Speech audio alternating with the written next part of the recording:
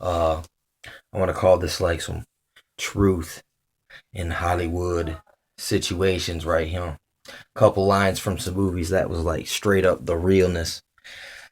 See, thing about movies is it's like it doesn't matter how real you bring it.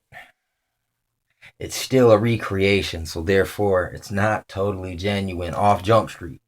So you can't really look to movies to explain everything, but they kind of like mention ideas sometimes that might be based on something really real. And then if you can kind of like, you know, apply it, man, and learn the lesson, whatever they're trying to tell you there. You know what I'm saying? Sometimes it's a good thing. But there's in Training Day, Denzel sitting there at this table, and then Ethan Hawke comes up, and they're sitting there, and then Ethan Hawke keeps talking. It's just like in the kung fu, uh, when the new student Grasshopper keeps talking, and the master's like just sitting there, and he's like, "Are you done talking yet?" Like uninterested in anything that he has to say, and immediately changes the subject.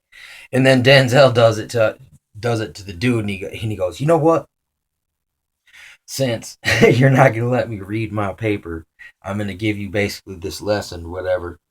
And he's like, "You know what?" He goes, "About 90% of what is in this paper is bullshit, but it entertains me, so I read it."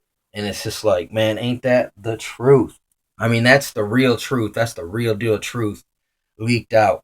And it's leaked in such a way that it's like, it almost is like, that's just his opinion. But no, that's real talk. That is genuine. It's about 90% bullshit. Same thing. All right, the 90% bullshit. Another thing here. On that movie, The Departed, Matt Damon says to this person, he's like, "Man, there's no one that's more full of shit than a cop, on TV." And it's funny, at the very end of it, he's on TV giving a speech, and it's the same thing there.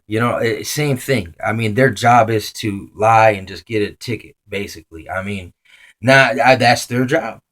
They say whatever it takes to get the person to confess to the crimes. That's the nature of their game, is mind games, like trying to get people. I mean, or at least that's their whole game, is fishing out So that's just how they operate. But it's basically true. It's the same thing. Like, listen, a politician, a lawyer, we all know that their job truly is to just lie. So, I mean, at least with an actor, they're playing a part, so it's not necessarily lying. You know what I'm saying? But sometimes whoever wrote it, if the part is bullshit, or uh, blurring the lines, you know what I'm saying, with the fictional story over the factual story, and then the factual story loses its momentum because the more people believe in the fiction than they do the actual faction of the truth that really happened with certain stories, because they make movies based on actual events.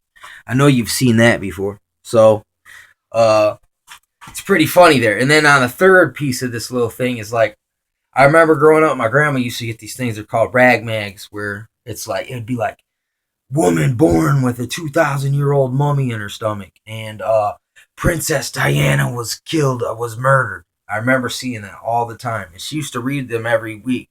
And she used to say about the same exact thing to me that Denzel said. He was like, "It's about 90% bullshit, but it entertains me." But it also leaves that there's 10% of like, it leaves 10% of what's contained in it, that there's those nuggets of truth within all of that bullcrap, basically. So, same thing. But then you look at the movie The Men in Black, and basically they're saying, yeah, this is how we communicate messages in plain sight, is that we make these stories sound so outlandish and hide actual coded communication through these ragmags. So I just kind of find that is funny, that in this case the truth is or it's made the truth is made to look like the lie in the case of the ragmag. Sometimes, like, there might, like, listen, Princess Diana was murdered. That was the truth. That was like, look, back in the day before the internet, I guess that is how they kind of threw out throughout those UFO ideas. You know what I'm saying? It's just I forgot about it because I just never really, I might have looked into at the back of them they have a crossword puzzle and like there'll be some encoded message in there and they'll have like a hotline number you can call. I mean, I seen them do something like this too recently, so it's kind of funny like that there could be even more complex coded information inside of those newspapers, and that would be like why some weird people off, like why you still read the newspaper when we got the internet. Maybe there's like something else going on. It's like an outdated form of communication. But there's people that are still using it can kind of I don't know, work it a different way than the internet people. It's pretty funny.